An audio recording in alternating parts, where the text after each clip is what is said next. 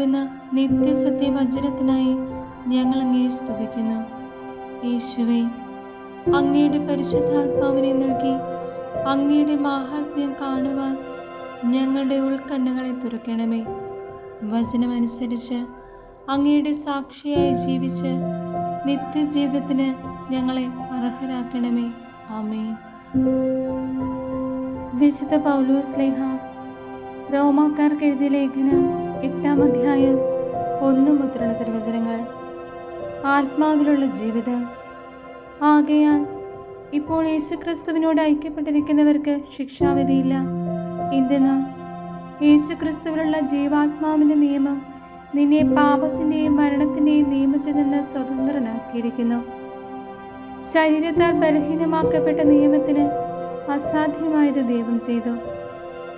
അവിടുന്ന് തൻ്റെ പുത്രനെ പാപപരിഹാരത്തിന് വേണ്ടി പാപകരമായ ശരീരത്തിന് സാദൃശ്യത്തിൽ അയച്ചുകൊണ്ട് പാപത്തിനു ശരീരത്തിൽ ശിക്ഷ വിധിച്ചു.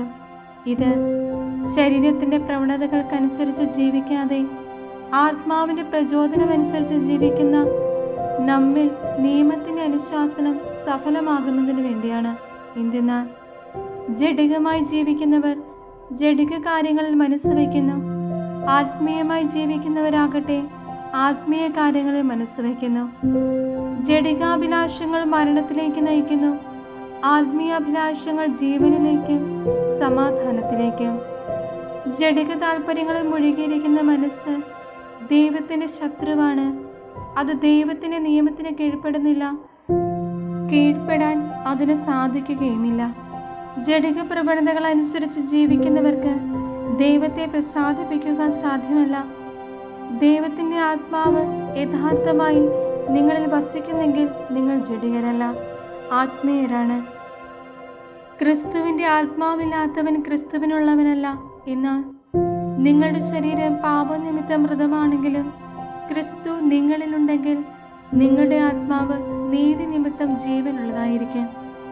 യേശുവിനെ മരിച്ചവരിൽ നിന്ന് ഉയർപ്പിച്ചവൻ്റെ ആത്മാവ് നിങ്ങളിൽ വസിക്കുന്നുണ്ടെങ്കിൽ യേശുക്രിസ്തുവിനെ ഉയർപ്പിച്ചവൻ നിങ്ങളെ മർത്യ ശരീരങ്ങൾക്കും നിങ്ങളിൽ വസിക്കുന്ന തൻ്റെ ആത്മാവിന് ജീവൻ പ്രദാനം ചെയ്യും. ആകയാൽ സഹോദരരെ, ജഡിക പ്രവണതകൾക്കനുസരിച്ച് ജീവിക്കാൻ നാം ജഡത്തിന് കടപ്പെട്ടവരല്ല. ജഡികരായി ജീവിക്കുന്നെങ്കിൽ നിങ്ങൾ തീർച്ചയായും മരിക്കും. എന്നാൽ ശരീരത്തിൻ്റെ പ്രവണതകളെ ആത്മാവിനാൽ നിഹനിക്കുന്നുവെങ്കിൽ നിങ്ങൾ ജീവിക്കും. ദൈവാത്മാവിനാൽ നയിക്കപ്പെടുന്നവരെല്ലാം ദൈവത്തിൻ്റെ പുത്രന്മാരാണ്. നിങ്ങളെ വീണ്ടും ഭയത്തിലേക്ക് നയിക്കുന്ന അടിമത്തത്തിൻ്റെ ആത്മാവിനെയല്ല, മറിച്ച് പുത്രസ്വീകാരത്തിൻ്റെ ആത്മാവിനെയാണ് നിങ്ങൾ കൈക്കൊണ്ടിരിക്കുന്നത്. ഈ ആത്മാവ് മൂലമാണ് നാം ആബാപിതാവേ എന്ന് വിളിക്കുന്നത്. നാം ദൈവത്തിൻ്റെ മക്കളാണെന്ന് ഈ ആത്മാവ് നമ്മുടെ ആത്മാവിനോട് ചേർന്ന് സാക്ഷ്യം നൽകുന്നു. നാം മക്കളെങ്കിൽ അവകാശികളുമാണ്, ദൈവത്തിൻ്റെ അവകാശികളും ക്രിസ്തുവിൻ്റെ കൂട്ടവകാശികളും. എന്തെന്നാൽ അവനോടൊപ്പം ഒരിക്കൽ മഹത്വപ്പെടേണ്ടതിന് ഇപ്പോൾ അവനോട് കൂടെ നാം പീഡ അനുഭവിക്കുന്നു. വെളിപ്പെടാനിരിക്കുന്ന മഹത്വം. നമുക്ക് വെളിപ്പെടാനിരിക്കുന്ന മഹത്വത്തോട് തുലനം ചെയ്യുമ്പോൾ ഇന്നത്തെ കഷ്ടതകൾ നിസ്സാരമാണെന്ന് ഞാൻ കരുതുന്നു. സൃഷ്ടപ്രപഞ്ചം ദൈവമക്കളുടെ വെളിപ്പെടുത്തലിനെ ആകാംക്ഷയോടെ കാത്തിരിക്കുന്നു. അത് വ്യർത്ഥതയ്ക്ക് അടിമപ്പെട്ടിരിക്കുന്നു.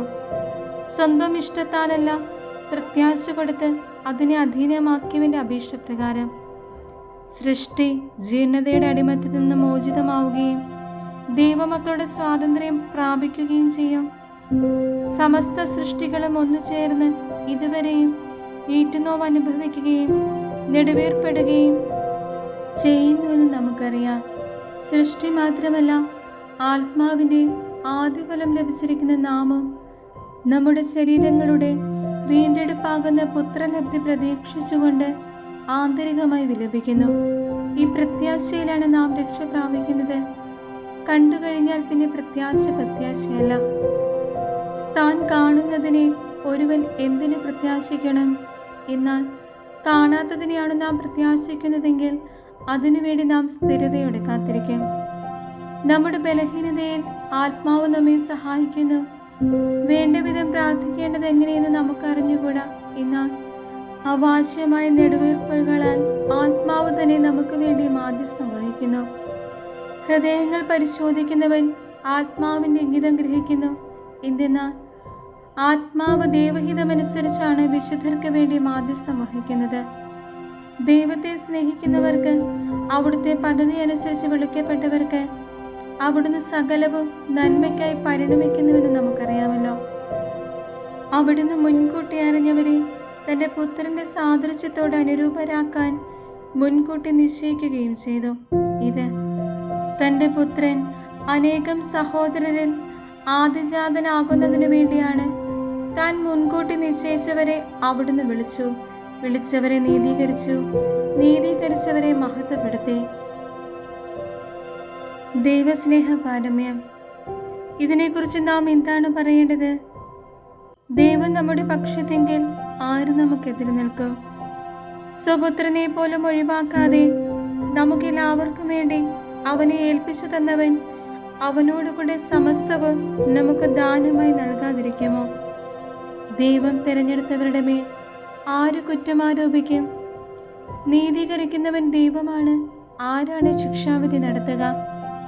മരിച്ചവനെങ്കിലും ഉദ്ധാനം ചെയ്തവനും ദൈവത്തിന്റെ വലതുഭാഗത്തിരുന്ന് നമുക്ക് വേണ്ടി മാധ്യസ്ഥം വഹിക്കുന്നവനുമായ യേശു ക്രിസ്തു തന്നെ.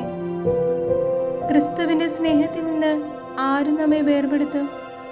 ക്ലേശമോ, ദുരിതമോ, പീഡനമോ, പട്ടിണിയോ, നഗ്നതയോ, ആപത്തോ, വാളോ?